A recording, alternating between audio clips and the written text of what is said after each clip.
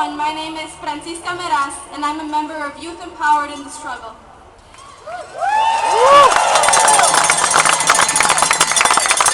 I'm also a recent graduate of Riverside University High School.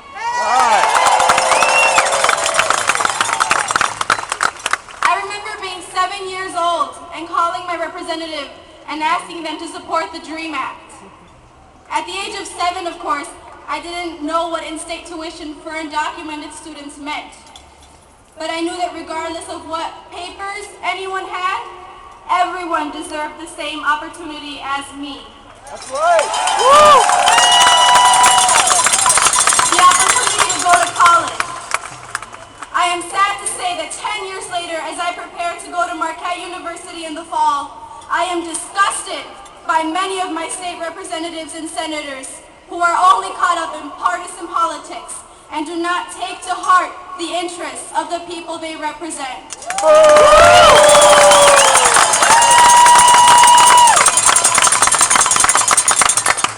Senator Darling, I ask you now. She'll be unemployed in 2 months. What is my friend Angel going to do now after he graduated in the top 10% of his class? Now that his dreams of attending UW-Madison have been crushed. Representative Boss. What does my friend Nixa have left to aspire to now that her goal of becoming a pediatrician has been crushed because there's no way she can afford to pay out-of-state tuition, even though she's lived here since 2nd grade? To know that these students who have done nothing but live here, go to school, and strive for the American dream that they were promised as little kids will have their potential wasted. Since you have refused to meet with us, let me tell you now what we have to say. In-state tuition for undocumented students will cost the state nothing. And it has cost the state nothing since 2009. It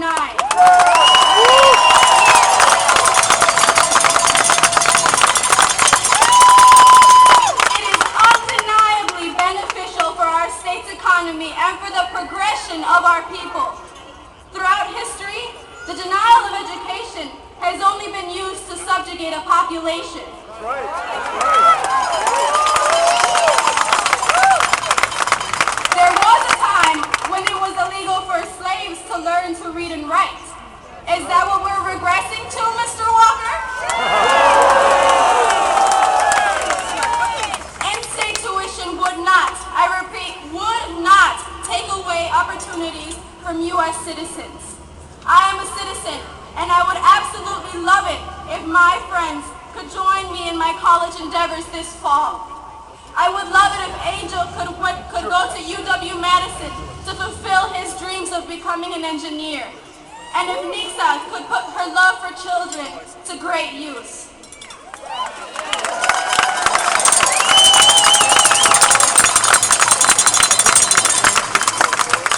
Youth Empowered in the Struggle will not give up the fight for in-state tuition and higher education for all students. And I will not rest until in-state tuition is reinstated and all of my friends can join me in college.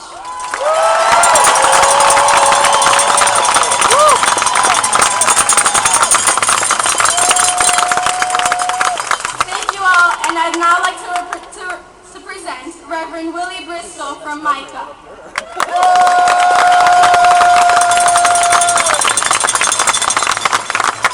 Somebody tell me what America looks like. This is what America looks like. Tell me what America looks like. This is what America looks like. That's what I'm talking about. I bring you greetings from Milwaukee. Milwaukee inner city government.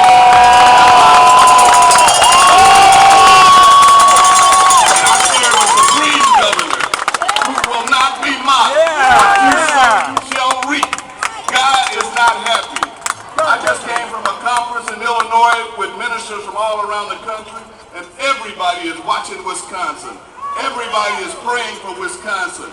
Everybody is looking for Wisconsin to lead them out of this mess. You are not defeated. You are just now being defined. You are a people united.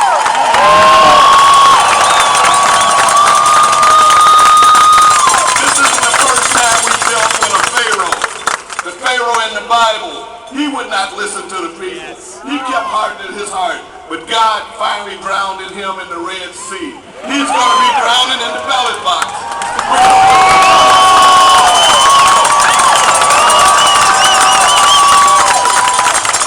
God is not mocked. Do not give them victory. This is just one more step in the war. We will not give them victory. This is just one more setback.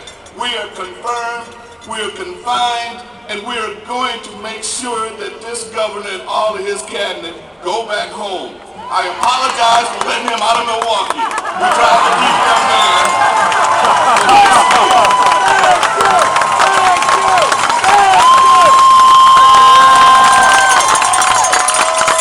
I am proud, I am humbled to stand before you because this is a time in history that I will never forget. I will tell my grandchildren. I will tell them to tell their children.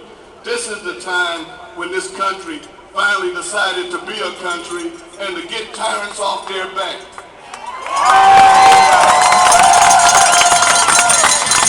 And there's an old saying my grandfather used to tell me, if you want to get a tyrant off your back, stand up. He can't get on your back while you bent over. Stand up straight. Get him off your back.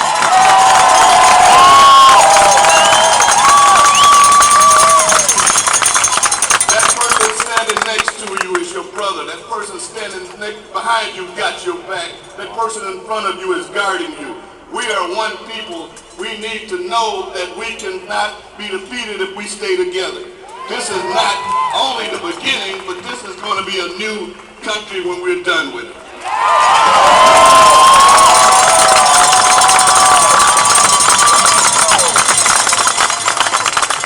So my prayer is that you go home and you tell a neighbor, you tell a relative that we've just begun to fight. Get off of that couch, put that remote down, get out in the street and fight with us.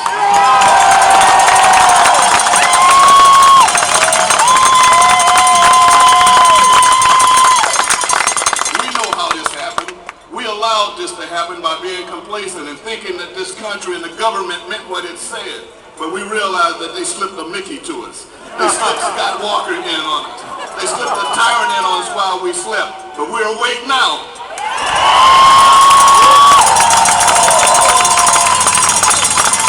And we will not stop until this country means what it says. One nation indivisible with liberty and justice for all of its people. I bring you a message from on high, from the God that I serve, that does not believe in fear, because he does not give us a spirit of fear, does not give us a spirit of doubt, but he just gives us a spirit of victory. So claim victory, go out, do something, tell somebody about something, make sure that your voice is heard, because God is on your side, because you're on the side of right.